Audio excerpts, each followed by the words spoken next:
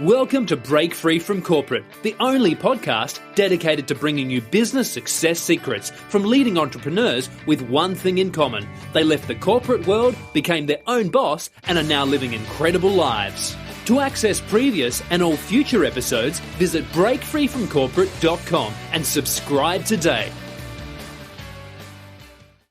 Welcome everyone. This is Gavin Sequeira here from Break Free from Corporate, and I'm really excited today to bring with you a friend of mine, someone I've known for a few years. His name is Geoff McDonald, and he's quite an innovator in his space, and he's got a fantastic story that he's going to share with us today. But more importantly, I'm just really pleased that he can join us and share some of the wisdom and tips from all of his experience over the years.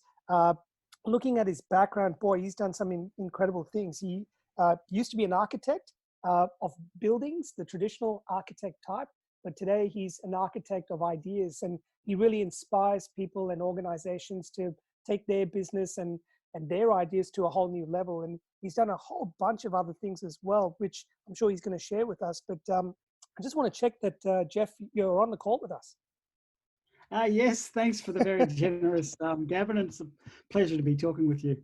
Oh, fantastic. Thank you, Geoff. So look, I know you've done some incredible things. You've got a good background, very strong history in being in business. You've not just a new business person. You've been in business many years. You've done a lot of things. You've authored something like, is it 9 books last time I heard, or probably a lot more now? Yeah, and you've also, what else have you done? Geez, you studied in the US. Is that right? Yes. Yeah. I definitely did that. Where so was that's that? kind of the starting point. So I studied Let's architecture. start there. Sure. Yeah. And it's kind of you can't take the pieces out without telling the whole story. So Exactly. I studied in Australia, and even at that point, I was kind of already had in my mind that I probably wasn't suited to getting a job. So during architecture school, it's 5 years for the bachelor's, or it was back then. And over Christmas and that, I used to go and work in architect's office to get some experience, find out what it was all about, be a little architect, all that sort of thing.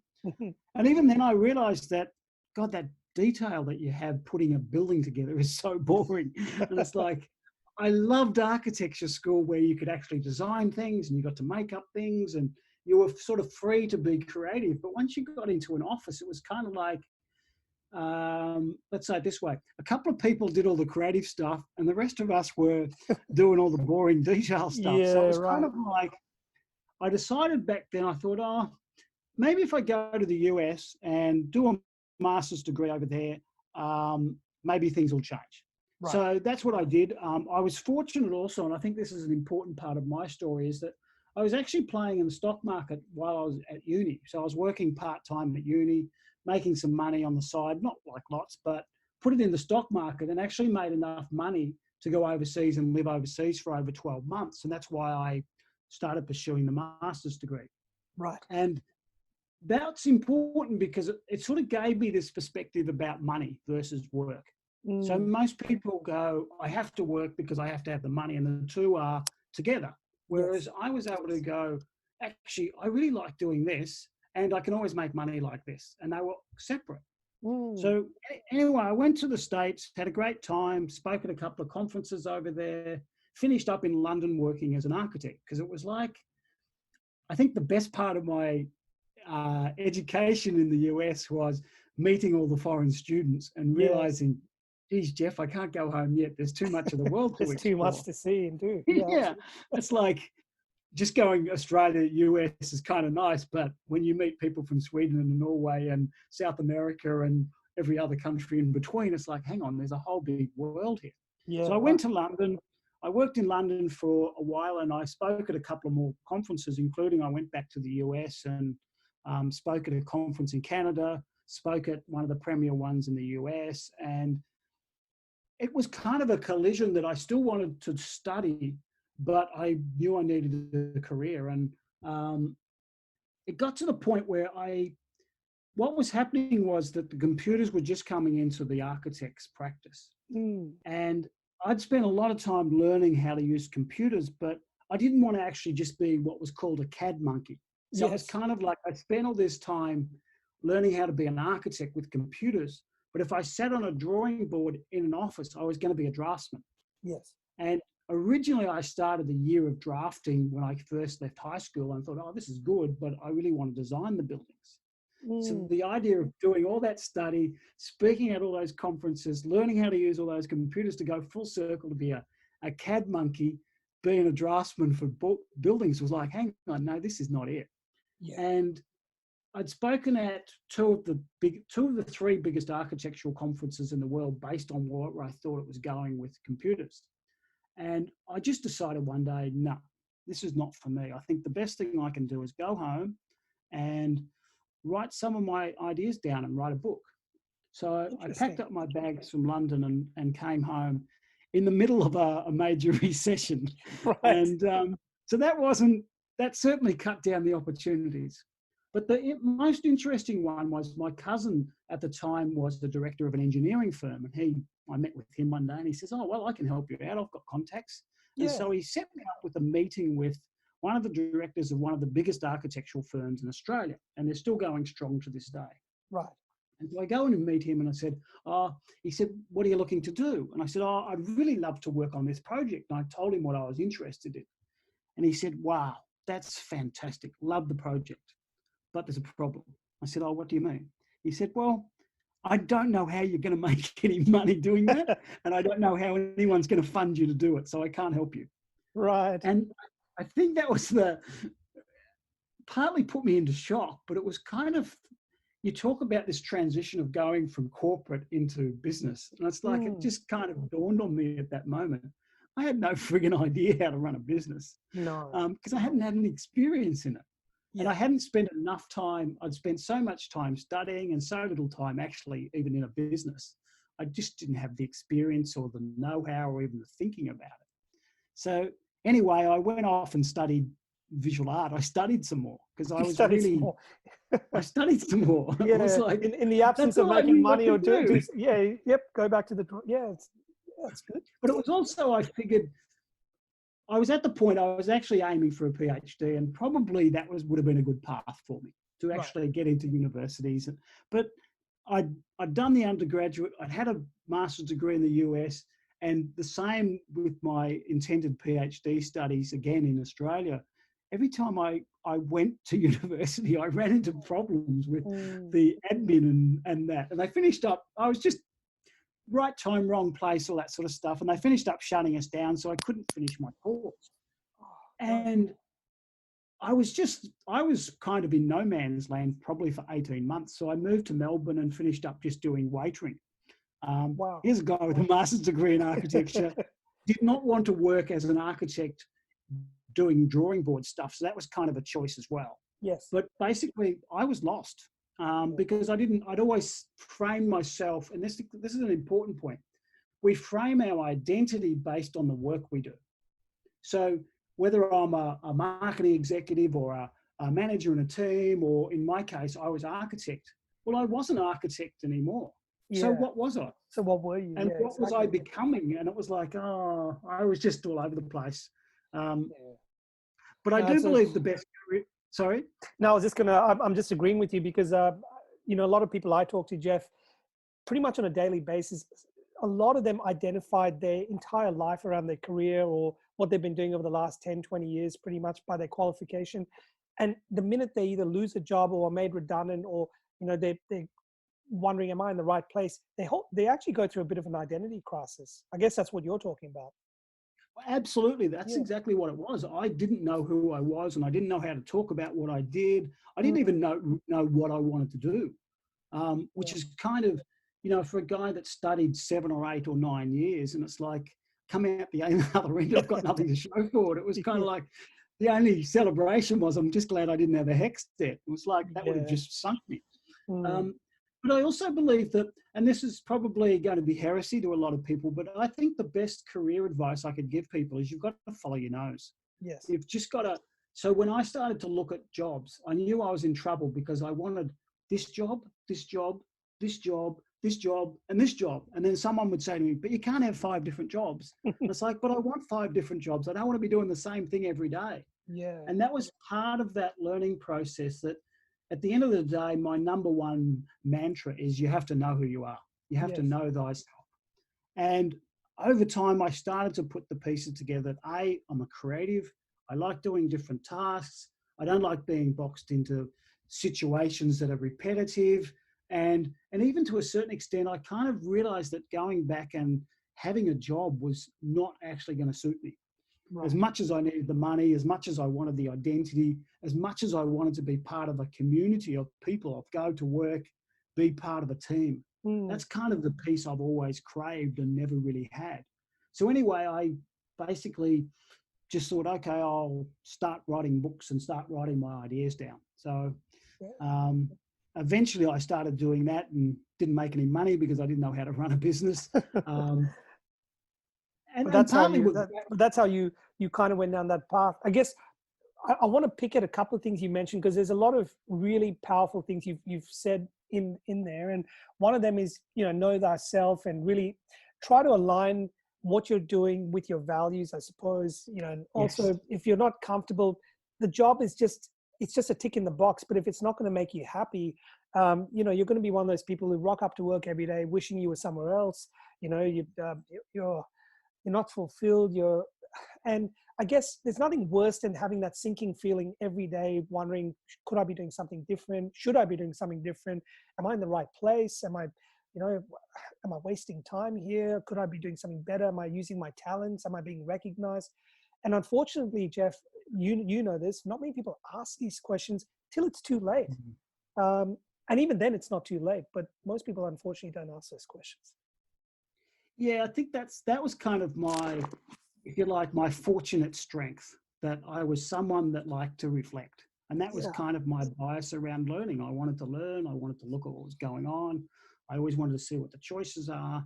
And I think in our current situation, people have typically got a bit more time up their sleeve. So hopefully they are taking the time now to actually just stop and reflect, because otherwise it's, we're rats on a treadmill. We're just spinning the wheels going, and we get very attached to the money coming in. We get very comfortable in our nice little habits and lifestyle of get up at this point of day and catch this train and go to this office and say hello to this guy and have coffee and have lunch and, do it all again tomorrow. And I agree with you. I think the way I see it, and I think this is the big generational divide, that us older workers, and particularly probably more people a bit more senior than me, but it was kind of like you had one career and that was it.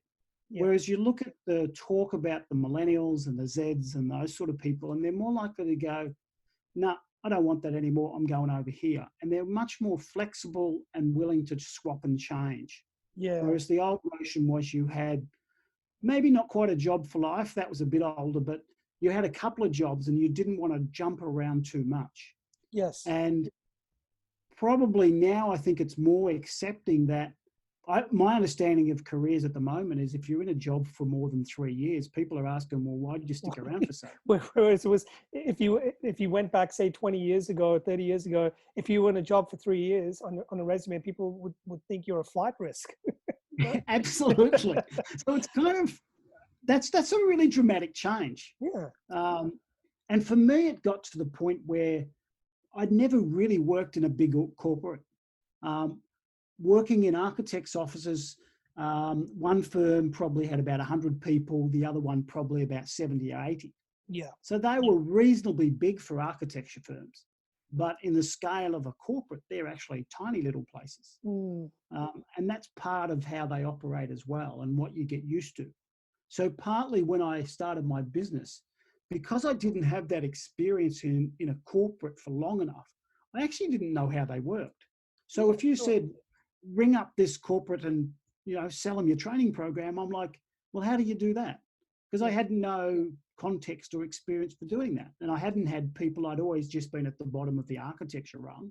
So I never had people coming to talk to me. So I didn't get a sense of how they did it. And I think there's certainly, one of my favorite books was, that I've read recently was Cal Newport's, and the title's quite interesting as well. It's actually a quote from Steve Martin. And the title is Be So Good They Can't Ignore You. That was kind of the question when Steve Martin, the comedian, was asked, how did you get to be so successful? How can I promote myself? All that sort of stuff. He said, no, you're focusing on the wrong thing. Yeah. You actually have to develop your skills and your craft and be so good that they can't ignore you. So one of the things Cal talks about in that book is building up some career capital.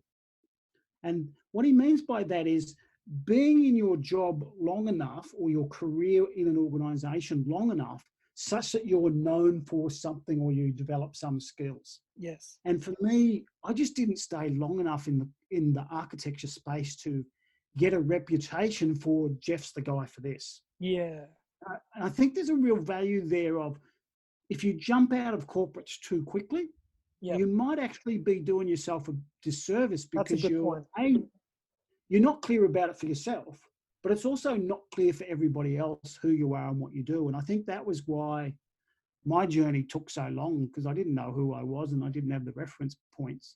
And to be honest, I didn't ask for help. Yeah. I just kind of stumbled along in the dark and thought, this is the way it was. But, it's really curious that you say that you were one of those people, you're creative, obviously, and, you decided to question yourself and, what are you on this planet for, and where are your strengths and all that. And you did that at quite an early age, or at least, you weren't someone who worked for 20 years in corporate and then started that journey. You really made that decision quite early on. Do you think you'd give credit to some of that from having, maybe been in a different environment, like traveling to the US, expanding your horizons? Not saying everyone has to travel necessarily to do this, but putting yourself in a different environment, meeting new people, getting new ideas.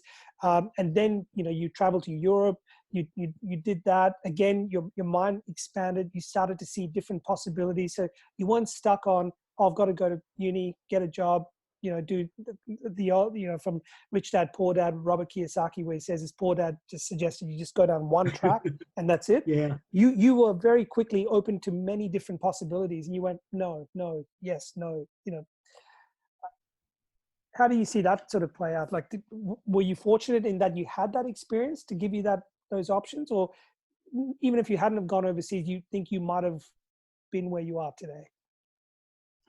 Well, I think it's a really good question, because it can obviously go a couple of different ways. When I look back at my career, the two things that stand out is one of the things you've just mentioned, and that's really that I'm a creative. So naturally, I just look for different ways. Yeah. So it never occurred to me to stick at one thing, because that wasn't interesting. It was just like, this is interesting now. Oh, that's interesting now. That's interesting now. And that probably didn't help, but fundamentally, that was who I was. Yeah. I was never going to stick at one job for 10 years, because I would have been bored in the first 3 months. It was only later when I started doing some contracting consulting work and short-term contracts that I actually really enjoyed them, because I thought I had that turned off. Sorry. Oh, that's okay. No, keep going, Geoff. That's all good. So I realized that what I really loved was going into a place with no knowledge whatsoever. And those first couple of months were really exciting, because I had to get up to speed really quickly. Yes. And that was so the creativity and the desire for change and novel situations, that kind of really worked for me, in the sense that I didn't stick at things for long. But it was also a weakness as well. I think the other thing I realized was I actually needed a mentor, because I was stumbling in the dark, really. Like, yes. Partly I needed a mentor, but partly I probably needed to be willing to listen. Yeah, well, there's two parts to it, isn't there? There is two parts. So I think when I was in the US studying, I probably needed some advice. So I'll give you an example. So I spoke at one of the conferences over there, and it was a national student conference. And I was the college I was at was the University of Nebraska in Lincoln. And they'd been going for 99 years when I was over there. Wow. And the student conference had been going for something like 30 or 40 years. And no one from the college had ever spoken at the conference before. I was the first one ever. And when I went to the conference, the guy that was facilitating the panel on which I was speaking came up to me afterwards and gave me his business card and said, if you're ever in Chicago, come and see me. And I'm like, oh yeah, whatever. Stuck it in my pocket and walked off. Didn't think anything of it. Anyway, I mentioned it to someone about a year later, when I'd come back to meet somebody. When I was working in London, I came back to the US and I mentioned it. Yeah. And when I said it to this guy, his face just went white. And I said, what's wrong? What have I done? He says, do you know who that was that you said no to? And he said, no. And he said, well, he's one of the most influential people in America in architecture, and he runs a practice in Chicago. And in all my time, I have never heard him invite a student to his office. Wow. Wow. And it was kind of the thing of, there's two parts to that, obviously. It's like, so obviously I missed an opportunity there. Yeah. The other one wasn't the right opportunity for me. Yeah. Well, to be honest, I'll never know because I never followed it up. Right. And it's kind of that same thing. Like what I actually needed right in that moment was a mentor. Someone I could have gone to and said, hey, Bob, you know, oh, this so-and-so has given me his card. What do you know about him? And he could have said, go and see him, avoid him like the plague. Why don't you just ring him up or something? Whereas for me, I was just like, nah, can't be bothered. And the extraordinary thing was I actually was flying out of Chicago when I was going back to London. So I could have actually easily... You could have seen him, but... I could have seen him. Isn't that... I was actually in the town. I had half a day spare. Wow. You know, it wasn't like I had to fly to the other side of the planet. I could have actually seen him. And to this day, clearly you don't know whether it was actually an opportunity or not. But I think that's the nature of our careers at times. Sometimes we make the right decisions based on everything we've got in front of us. And sometimes, I think in that case, I was just incredibly blind to what the opportunity was. But, you know, it's funny when you look back now, you can, you know, there are no bad decisions as such. Maybe at the time you're kind of torn, you're at a decision point, it's a fork in the road. Do I go left or right? And you're not sure which one's going to lead where, because quite honestly, you can't predict the future then. But looking back, you can almost trace yourself back to decisions like that. And that could have gone one of two ways. And there's a good chance you may not have been, or you may not be where you are today if you had followed up that opportunity. Now, you know, you probably might have, because you're that type of person who probably would have still persevered in your own path. You might not have, even if you had taken a job, let's say with this guy, you might have left in a year or something like that. But isn't it interesting? Like these little things, they seem like insignificant moments at the time, but they really add up over time to build the kind of character that you have today. Yeah, absolutely. I think sliding doors moments. Sliding doors. Beautiful way of saying it. I had another situation when I was actually in London. I was starting to get to the point where I was looking for alternatives. So I actually had an interview with McDonald Douglas, who are the airline company, and they had people all around the world. They had this brand new CAD system they were developing, and I went up and interviewed for a job on that team, and it was in Cambridge. And I just thought, I was actually more interested in Cambridge, to be honest. It's like, I love the idea of going and living in Cambridge. Yeah. And anyway, I just thought the idea of working for a multinational company like that would have been fantastic. Yeah. And the guy actually offered me the job. And he said, look, we'd love you to be on the team, but I have one reservation. I'm not sure it's the job you're looking for. And basically he said, I can see that you're more of a researcher and you've got some bright ideas, which we don't get very often. So we'd love to have you on the team from that perspective. But the downside is this job's probably going to be a bit boring for you because you're kind of just going to be testing certain things. Right. But if you hang around for a while, it might lead to something. And again, it's that sliding doors moment. Yes. If I took that, I might be working for McDonald Douglas right now. Who knows? Yeah, who knows? Or as you said, I might be bored inside of a month and left. Right. And you don't know what those opportunities are until it's a bit like seeing a beautiful girl at the bar, whether you talk to her and whether something happens or she says, well, you never know unless you actually approach her and talk to her. And even then, I mean, you can play all these scenarios in your head, but unless you actually take action and do something with it, I guess you won't know the result of that action. Yeah. And I think that's the way you fundamentally, it's like if you look at that fundamental question of, should I stay in my corporate role or should I go out on my own? It's kind of like that. We actually don't know which way either of them are going to pan out. Yeah. One, staying in the role might be a little bit more predictable because you might go, well, if it's anything like the last 3 years, oh my God. Yes. And the other one's kind of, I can see why people get freaked out because it's so unknown. Yes. Because I don't know what being in business is like. And I think the fortunate thing for me was I was pretty young and naive and just thought, oh, well, I think I might as well work for myself. Yeah. I didn't have any big plan. I didn't even know what I was doing. Did you have people around you who were sort of creative people as well, or people that were trying different things out of the norm? Because again, we're a product of our environment to a large degree. So, and you hear this saying, you're the average of the closest 5 people around you and all of that. And even though you were moving around quite a fair bit, did you have other people around you, Geoff, that were trying new things, being the 1%ers that kind of did something different, or or were you really on a league on your own where everyone was heading down one way and you kind of turned your back and go, I'm going to try something different? I think that's a really good point. It's kind of forced me to think about what was going on at that moment. And I think when I look at the people I was with, most of them were running their own business. Yeah. I didn't have many corporate friends. So that kind of makes sense at one level that I'd naturally go down that path. And I think it was also just having some autonomy and desire to be in charge and make my own decisions, and seeing the lifestyle they had as much as anything was the desirable part. Yeah, makes sense. And then I suppose I was always learning something. So I was always doing a course of some kind. So it was kind of, I would meet people that way and just naturally gravitate. So there'd be graphic designers and that sort of thing where I'd just meet them, and they were kind of the equivalent back then. They were, it's kind of this notion of, someone asked to interview me a few years ago, and they said, "Oh, I want to interview entrepreneurs." and I literally said to him, "Well, what do you want to talk to me for?"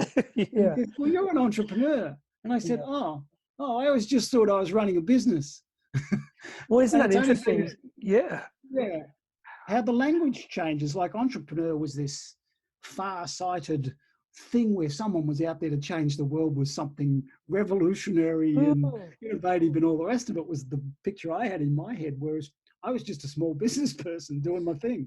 Well, look, I hear you, because people have asked me, am I an entrepreneur, or I don't know if I can be an entrepreneur. I have a slightly different take on what an entrepreneur is. I think there's lots of interpretation on it. My view is an entrepreneur is someone who lives by design and not by default.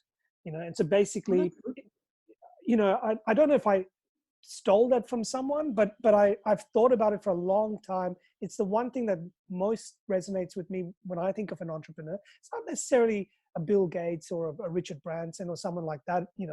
It's someone who just goes, you know what, I'm going to take charge of my life. I want to do things that align with my values. I want to live a fulfilled, happy lifestyle. It's not necessarily driven by money, but if money comes my way, fine. But I just want to live authentically, and therefore not do anything I don't have to or want to do. And so to me, that's an entrepreneur. It could be in a non-profit, it could be a volunteer type work, it could be a business or anything like that. But that's that's the sort of answer I give to people, and then I leave them confused. That fits perfectly for me, because that's really what it was all about for me. It wasn't necessarily about, like, I was thinking about the interview today, and what would be the things that I'd actually share. And I think one of the other ones was that I'd thought about this a long time ago, that I didn't actually want to build a big organization, but I did want to be able to work on my own projects. And I finished up reading a book. It was only about a year ago that there's a book, I think it's by Paul Jarvis, and it's called A Company of One. Right. The title's definitely A Company of One. Mm-hmm. And I think that's a really powerful idea, because often we think, oh, I'm starting this business and I need to grow the business and I need to have a team and I need to have all this, it has to be this scale for it to be a real business. Yes. And I think I also worked out pretty early on that I actually didn't want to spend time with a team to manage, because then it'd actually stop me from doing the work that I like. And I'd spend all my time managing my team. And I figured that was the key to what I wanted in my business. Was I wanted to be working on my projects in my way and anywhere I wanted and any time I want. So that means I might work on the weekends. And interestingly, the last couple of years, so this is where the whole thing's gone for me. Mm-hmm. I've actually been house sitting the last 2 years. Fantastic. So up till we had the problems with the pandemic, I'd been wandering around Australia, living in different houses and doing my business online. So I'd That's been it. in South Australia. That's incredible. That's incredible on itself, because again, I think what I'm hearing, apart from the creativity side of your lifestyle, you know, you're someone who really thrives on flexibility and just being able to do what you want, when you want, where you want.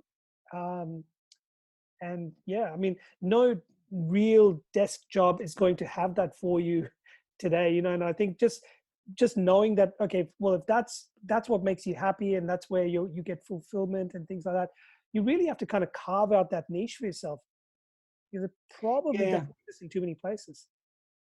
Well, I think you're exactly right. So you can kind of hear in that conversation that I was never going to stay very long in a Yeah. corporate sitting at a desk, was I? I was just Nah. no way. Yeah. You know, it's kind of like, I don't know, there's the old expression of some people just have to be free. And it's like, Oh yeah, definitely. Well, look, it's funny because I left the corporate world, Geoff, 13 years ago when they had so this 2007, it was the year of the GFC had just started or kicked in. oh, How many yes, people yeah. knew what it was? You know, it was and you know, you heard of like companies laying off people and all, but that happens all the time. And then it got really bad, and companies were downsizing left, right, and center, restructures, and all this stuff. And at the time, I had a really thriving career in corporate, but I wasn't happy. So I was one of those people who, Mm. you know, I'd done all the poor dad from the rich dad, poor dad side of things, as in gone to school, got the good grades, went to university, got the pieces of paper after that, did the MBA, went into corporate, rose to management. And, you know, on paper, everything looked really good. But I hit this point, you know, I'd say 3/4 into my corporate career, and I started questioning everything. And I just said, gee, you know, I don't know if I want to spend the next 10 years, 20 years doing this. I looked at people that were more senior than me, and there'd been people who'd been in the company for 22 years. They had a party for someone who had celebrated their 35th anniversary with the company. I'm like, I mean, that's on one hand, you got to commend people like that, because the loyalty, the service, the amount of work and hard dedication, all that, first class. But I just said to myself, I just don't know if I could do that. And then it got to the point where I didn't think I could last even another 6 months. And, you know, Oh, but wow. fortunate for me, I'd started a part-time business on the side, and my mind, I couldn't get my mind, put it this way, I'd turn up to work, but I was always distracted, you know. And I suspect Yeah. there are a lot of people out there that are working in jobs now, whether they've been there for 1 year, 10 years or 20 years, but they're distracted by dreams, by ideas, things that maybe they could do, haven't had the time to explore. And like you quite rightly said, at this time in history, more people than not have more time on their hands. So, you know, what would you suggest to people like that are having these thoughts, having these ideas, you know, could I, should I, is this the best time? But then they have that little self-doubt that's kicking in.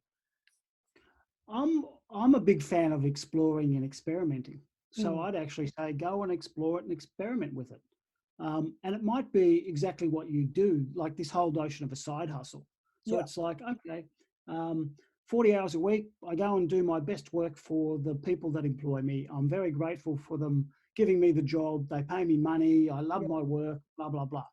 But it still means I have mornings or maybe weekends before or after work. Plus I have so the evenings, but I also have weekends. And it's like, Yeah. well, why don't you set up a little project, and it might be for a month. You know, you don't have to commit to it forever, but go and explore it and just go, okay, I'd really love to do my, I don't know, graphic design. So Yeah. sit down and start drawing, or talk to your mates and see if you can get a client, or Mm. and I think that's why you can dabble in it. And I don't mean dabble often has this negative, oh, you're only dabbling and you're playing and you're not serious. But I think you've got to actually dip your toe in the water and actually find out a little bit about what it might be like. Yeah. So I remember I met years ago a guy who'd played on the professional tennis circuit. Okay. And I said, oh, he actually struggled. Like apparently what happens, unless you're in the top 100 in the world, you don't make a lot of money. It's kind of you're busting your butt just to get from one tournament to the next. Yes. And he said to me, the key thing for me was I quit being a professional because it made me hate tennis. Tennis became his job, that he was always practicing, he was always scheming, thinking, and he lost the joy in it. And that's something that you can't know until you actually do it. Yes. So you might, let's use that example of graphic design. Let's say you want to be a graphic designer. You're not actually going to find out whether you like doing that every day unless you do it. Yeah, that's But it. you can certainly test it by going, hey, how about if I sat down for a day or a couple of hours here and there and started to explore it? And also test and explore to see what's it actually going to take to earn some money here. Because that's the other thing. No, I think I those think are that's really, the big, really good, excellent suggestions to just dabble in it or explore. I mean, otherwise, what ends up happening to a lot of people, you get to this point in life where you start having regrets that I wish I had tried it. I mean, what would have been the worst thing that could have happened?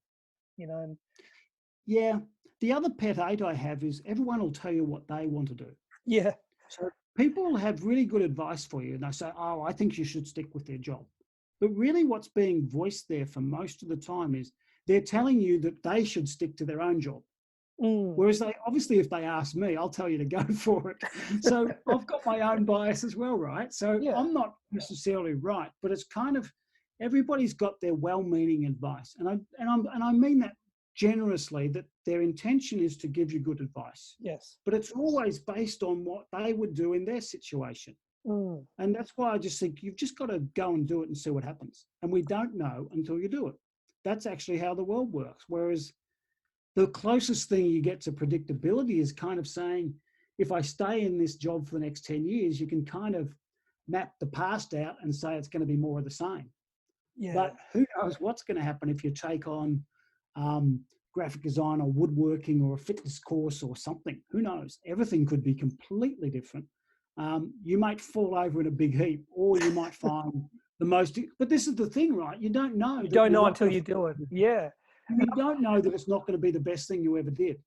No, that's right. And I found, you know, when I first got into business, that was just the start, because getting, like you said, getting your feet wet on one project might lead or open doors to another project or another opportunity, or people from a different, you know, that think differently. And before you know it, you fast forward 5 years and you might be in a completely different trajectory, but you would never have got there if you hadn't started that very first idea or something. Absolutely. I think that's a brilliant example, because we might think, oh, graphic design's it, but it might actually turn out comics is it.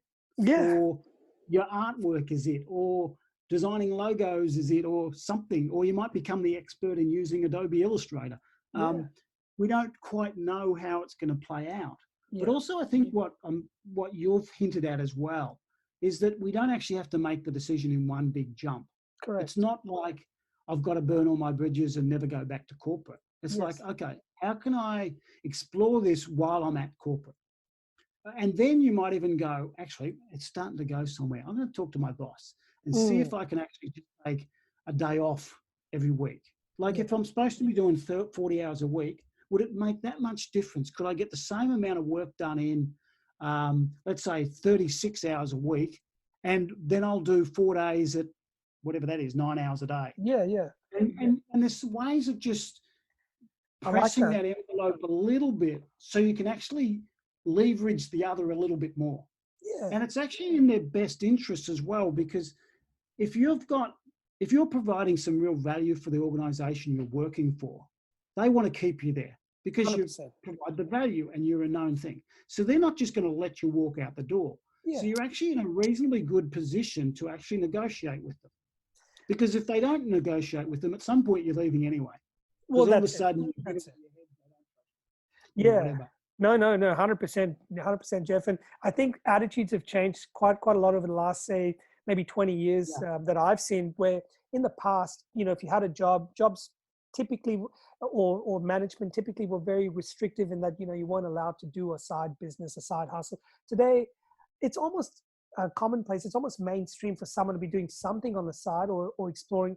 And with the advent of social media and technology and the internet and everything, you almost can't stop someone from exploring things in their own time. So, you know, you live on this planet for a really short period of time. While you're here, you know, I always suggest to people, you know, explore things, give it a go, try it. If it doesn't work, you haven't lost anything, but at least, you know, you've ticked that little curiosity box for yourself.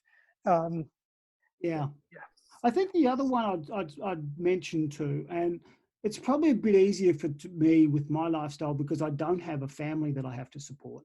Yeah. And that's kind of the other challenge that I think what I hear from a lot of my friends is it's kind of like they'd never admit this, but they box themselves into a corner in the sense they've committed their kids to private school and Right. committed their payment and buying the bigger house and all those sort of things. And it's like, it's fine that that's a choice. I have no problem with that. But it's also understanding what you're actually choosing. And it's kind of that classic opportunity cost thing that as soon as I decide to buy the house or the bigger house or the new car or have the international holiday or put my kids through private school, then you're kind of committed to staying on the track. Yes. Whereas if you actually look at that whole equation and spoke about it with your whole family about what the trade-offs and the payoffs and the costs are, you might add up that equation in a different way, where you could actually say, okay, do you really want to go to private school? And I have nothing against private school. I'm just using this as an example. No, that's totally fine. You might actually say, do we really want to go to private school? And your son or daughter might say, no, thanks. And then it's like, oh, phew, just say 20 grand a year. Yeah. But that also 20 grand a year might mean we could then go on that holiday, or dad can start, or mum can start her side hustle or something like that. But it's kind of, we get on the conveyor belt and think every decision follows another. But at any one point, I think we could actually sit down and look at that whole, I don't know, spreadsheet, if you like, of all these different options and actually just start to explore them. And you'll actually have a few more choices. Yeah. And as I said, it's not doing a jump off a tall building, but it's kind of like just dip your toe in the water, just make a small step towards something. Yes. So then you can make the next decision and the next decision and so forth. Yeah, no, totally agree. I'm a big fan of like transitioning and, not putting yourself at risk, because like you said, people make all sorts of decisions with their family, kids, and where the schooling and the house and the car and all of those sort of things. So assuming those decisions have been made, how flexible are you with the decisions you make or have made? Can some of them be, can you lessen the burden on yourself so it frees up more opportunity for you to do things? And can you do trade-offs? Like you said, if one kid doesn't go to private school, maybe that money can be used to fund a startup or something else, or the holiday. So, it's looking at that bigger picture. I think that's a really good idea for people to take on if they're listening to this. So when you started, Geoff, in business, almost it seems accidentally in a way, but following your passion and your gut, what were,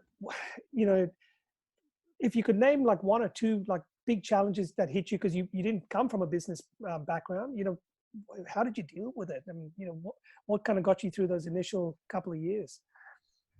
I think this is kind of the know yourself piece, that I knew that I was really good at learning.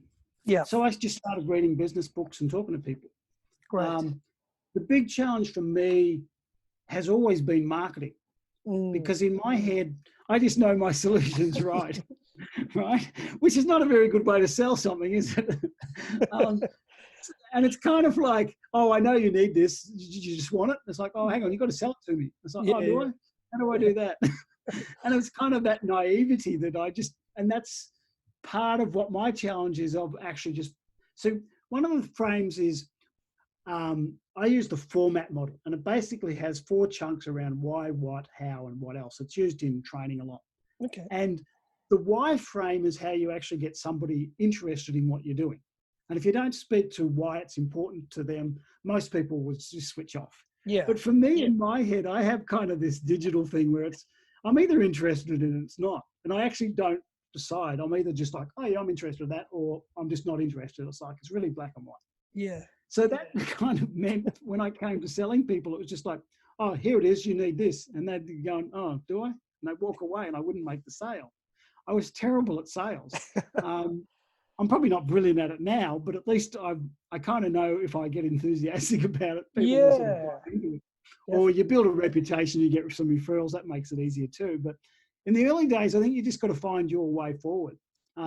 Ideally, what I'd suggest is partner up or get a coach or get a mentor or join a mastermind or something. Definitely. You mentioned that earlier. Yes. Yeah. That was kind of my mistake. I should have actually joined groups and had a mentor and listened to people.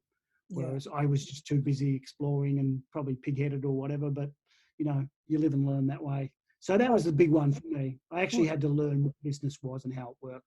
Yes, yes. And, talking about, coaches and mentors and even being in a community of like-minded people that can support you, not just in the good times, but even in the challenging times, that's got to be an important factor because, otherwise going into business all by yourself, in and amongst all the challenging decisions you're going to have to make if you are transitioning out of corporate or taking that first step into the unknown, like we talked about, that's really challenging stuff. And unless you have an immense self-confidence in your abilities and you've got a lot of people backing you up, that can really scare a lot of people off. It's like trying to jump into the ocean and you don't know how to swim. But if you've got someone next to you with a life raft and someone's got the little, if you get in any trouble, just put up your hand, I'll pull you out. If you don't have that support network around you, it's tough. And I think the other piece I'd say around that is it's not just pull me out when I'm drowning, but it's also, I could talk to you about it, Gavin, because you're in business, right? So I could say, funny story, every time at Christmas when I come and visit my mum, she'd always say, did you get all your work done? Yeah. And it's like, well, actually, no, I never get all my work done because there's always more to do. Yeah. And she's like, what do you mean you didn't get it all done? And it's like fixing your website. Your website's never finished. I'm always fixing my website. Oh, yeah. It's a work in progress. It's kind of having those conversations with people that are actually going through the same shit stuff, special days as you are. So you can actually share what's going on. I was talking to a friend yesterday and she's in her 60s and all her friends are retiring. And they're retiring and she's talking about social media and running webinars and doing online videos. It's a different like, mindset, isn't it?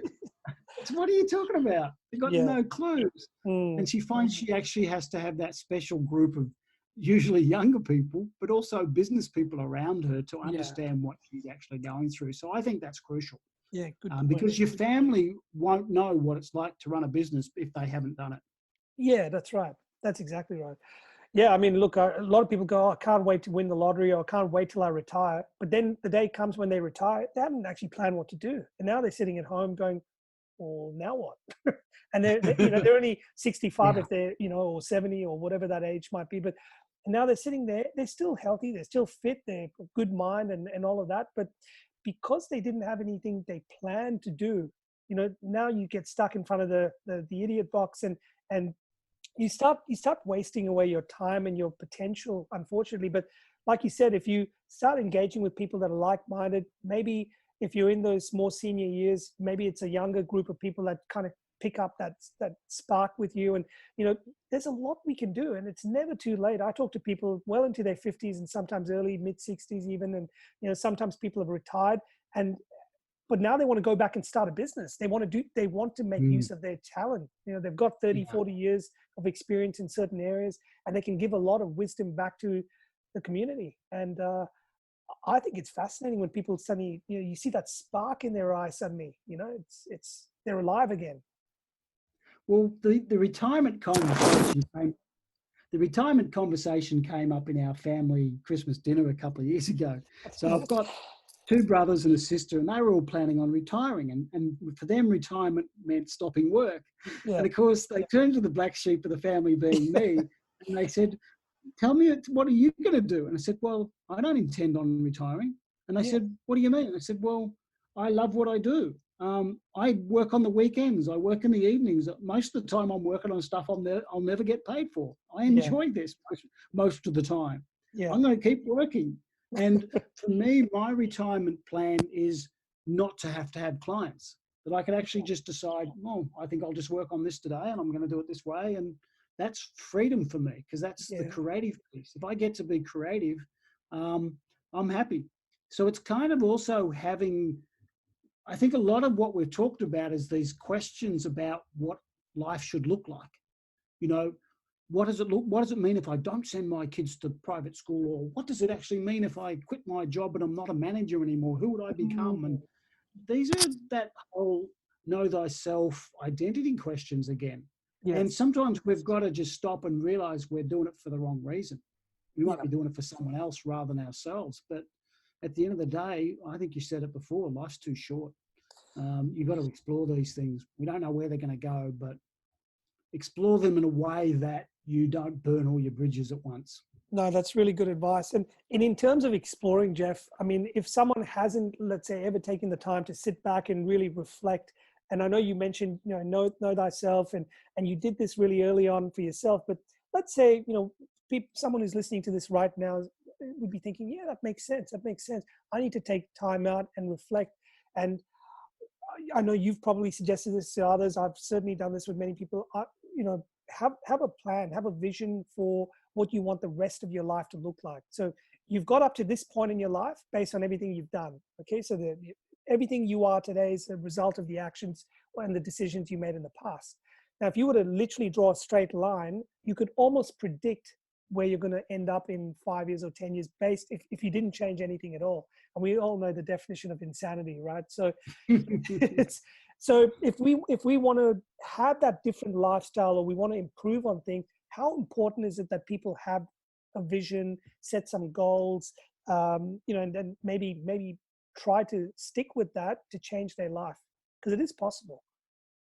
Oh, I think that's crucial. It's like, if you don't have somewhere that you want to get, it'd be like, I always use the example of, if I'm going on a road trip, you actually need to know where you're going, don't you? Or at least roughly have a plan. Even if it's, I'm driving from Melbourne, I'm going to head west. You don't actually have to know every place you're going to stop at, but you need to have some sort of direction to be able to chart any course. Yes. And as I said, it doesn't actually have to be, oh, I'm going to live in this house with the yellow picket fence and the green door.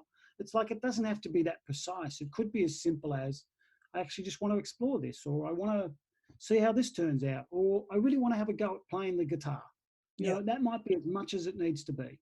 But without that, we've got nothing. We've got no reason to actually get up off the couch and do something. Yeah. Really important. It's also, that's the way to motivate yourself along the way of, wow, I wonder what that would be like. You know, for me, around retirement, I saw a program, it was called Remote Year. Okay. And the idea was, it was actually for employees in the US, and generally younger employees who wanted to travel but work at the same time. And the company basically set up working hubs for you in different cities around the world. So, for example, you could spend a month in Kyoto in Japan, and then a month in Hanoi in Vietnam, and then a month in Lisbon in Portugal. And you could fill your year up by doing a month in all these different places while you still did your job back in wherever your job was. What a great idea. I just thought, with the technology we've got, we've got a laptop, we have internet access, and maybe a mobile phone. We actually don't really need much more. We can actually, I joke about my office in my backpack. That before I started doing the house sitting, I was basically, I'd go to the library for the day, or a coffee shop, and just wander around Melbourne and work in different places. That the technology's there that lets us do this if we really want to. And I think that's what's going on now, where we can't meet each other in the same way face to face, that we can still run our business. We can still talk in the way that we are talking today. Definitely.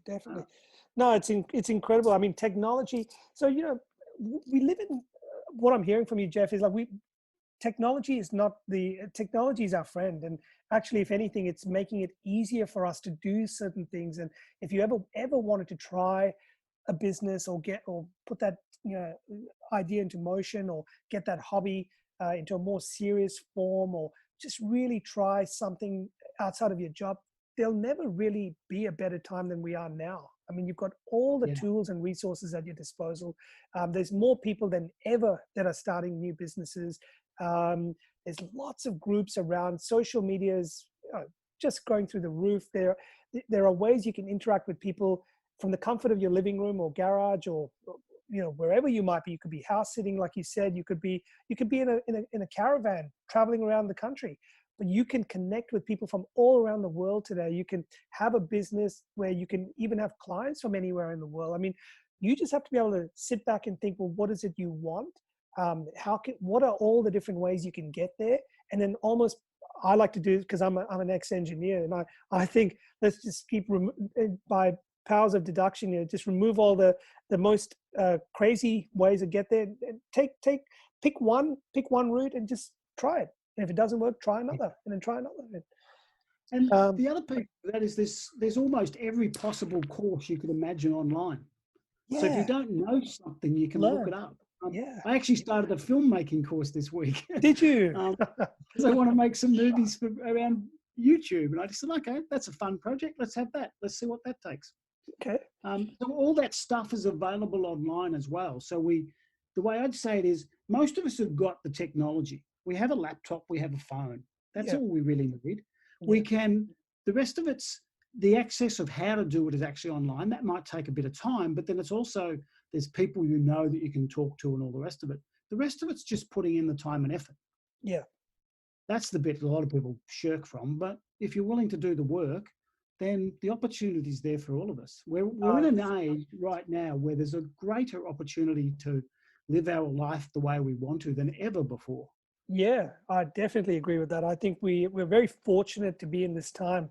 But you've definitely, gone on that path where you've explored your passion, you've written books, you've spoken at conferences, you've traveled around the world, you're now, got this freedom of lifestyle that you live, and you're starting new projects on the side all the time, every time I talk to you, and you're doing all these incredible things, Geoff.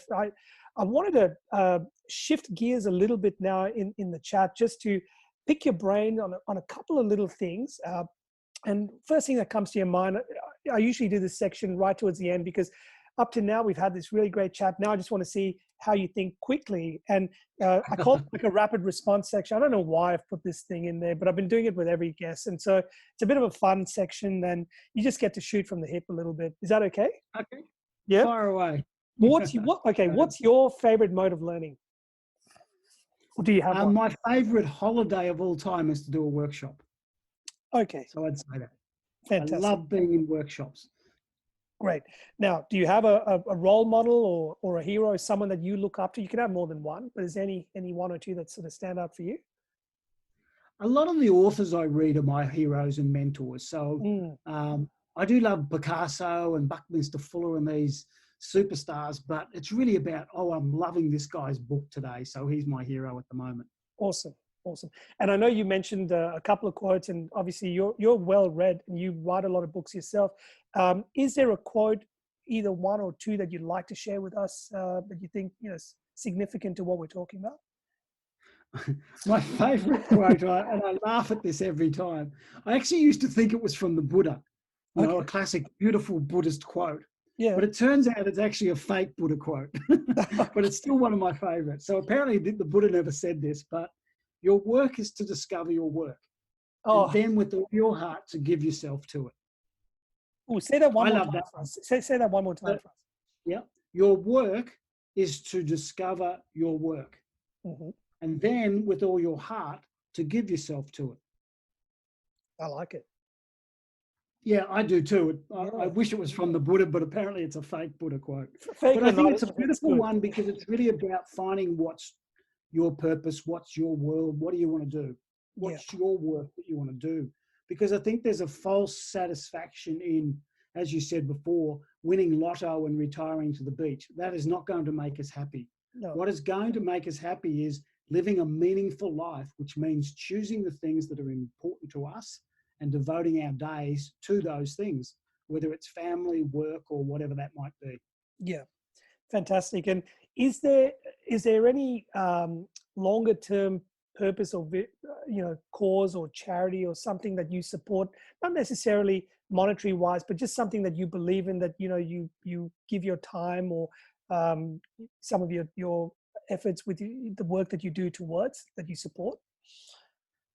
Not at the moment, but previously I always used to give money to the animal causes, and particularly the endangered species. Yeah, I always thought the humans could look after themselves, and sometimes we do a terrible job at that. But we're doing a damn good job of destroying habitats and things to keep all the animals alive, and I just think they need a helping hand. No, fantastic. No, that's very true, very true. Now, Geoff, anything you'd like to share that perhaps if someone were to look you up online, they're not going to find? So something a little bit quirky or different about you that most people otherwise would not be able to find either on the internet or in a book? Normally the house sitting. I normally don't tell people about it, because it's kind of, it's kind of quirky, and for some people it makes me look like I'm unprofessional, is what I've had as feedback. So I kind of say that in closed circles. Of course, I've let the cat out of the bag here, but I think I've become more used to saying it. But originally I didn't tell anybody because technically speaking, I'm homeless. I don't have a home. Well, isn't that... I don't want to say it that way, but you've got the freedom. So, yeah. Well, it kind of is. It's a mixed bag for people, but it also shocks people. They don't know. Some people don't know how to respond to it because it's not mainstream, and it makes people question. Well, it just makes them question, I guess, where they're at, I suppose. Yeah, exactly. I think that's it. It's not about me personally. It's more just that it challenges them. Well, it used to be, you might recall, when people used to get the caravan and go travel around, or the combi van and travel around the country, whether it's here or in another country, people would think, oh, those, the hippies and the people who are homeless and don't have anywhere to be. But actually, if you think about it on another level, it's having that flexibility and freedom to just be anywhere you want to be. And I'm seeing younger people today do stuff like that. I mean, in the past, it used to be the, older, more retired people that would just pack up everything and then go and travel. There's young people that are getting caravans out now and going places and exploring. Why? Because, well, you don't have to be 65 to do it. You can do things. As we've been saying, if I've got my technology with me, if I've got an internet connection, I can work from anywhere. Yeah, no, 100%. So I think you've shared a lot of great gems here. I took a few notes, while we were talking, and I hope if, our listeners are enjoying this conversation, that they've taken a few notes as well. I definitely encourage you to listen to it again. Geoff, what have you got, in mind for where things are heading for your future, like over the next few years? Where you said you've got this little project now going with some videos and YouTube and things like that. What else do you see coming up for your horizon? So there's three things. For the last couple of years, my main thing's been writing books. Yeah. So I'll keep writing books. But I always wanted to make some movies. So that's partly why I'm making movies. And you might go, YouTube videos. Oh, sorry. Movies. Yes. Movies sounds way more exciting. It does, but also, I've just cleared out my dad's shed and I've started pulling out my artwork, and I'm making movies of me making my artwork. Oh, and I want to talk about creativity and innovation. So stay tuned for that one. Awesome. And, if people wanted to reach out to you, Geoff, or they wanted to connect with you, or maybe just check out some of your work, or even maybe help you in some way down the track and things like that, what's the best way they can reach you? Or where would you point them to? Probably my main website is geoffmcdonald.com. So Geoff McDonald, as in Ronald McDonald, geoffmcdonald.com. If they go and check that out, the email address, the form, all that sort of stuff is there if they want to send me an email, and they can see a lot of stuff that I've created over the years all piled on that one site. Okay. So that's really the go-to place for anyone who wants to connect with you. Okay. Yeah. Wonderful. Well, look, I've really enjoyed talking to you again. I know we've spoken many times in the past, but every time I speak to you, I almost get a rejuvenated feeling of ideas, and you are the ideas guy. So if anyone wants to connect with you, Geoff, I'd highly recommend you jump onto his website, geoffmcdonald.com. And once again, Geoff, a pleasure to chat to you, and thanks for sharing your time with us on this podcast. My pleasure, Gavin. And I think the laughs we had along the way sort of showed how we were engaging with each other and just exploring what's possible in life. Absolutely. All right. Well, all the very best to you, Geoff. And hopefully stay connected, and we'll talk soon. Yeah. Thanks, Gavin. Thanks for having me on your show. Okay. If you like this podcast and would like to understand a little bit more about what was just discussed, then you're in luck. Simply head over to breakfreefromcorporate.com, and we have a fantastic bonus gift waiting for you to download. All we ask in return is that you leave us a review on iTunes and or Stitcher, whichever you use. And lastly, help us share this podcast around with your friends, your colleagues, through Facebook, Twitter, Google+, or LinkedIn. We truly appreciate all your support, and we look forward to seeing you on the next episode. Thank you for listening to this podcast episode of Break Free from Corporate. Once again, to access previous and all future episodes, visit breakfreefromcorporate.com and subscribe today.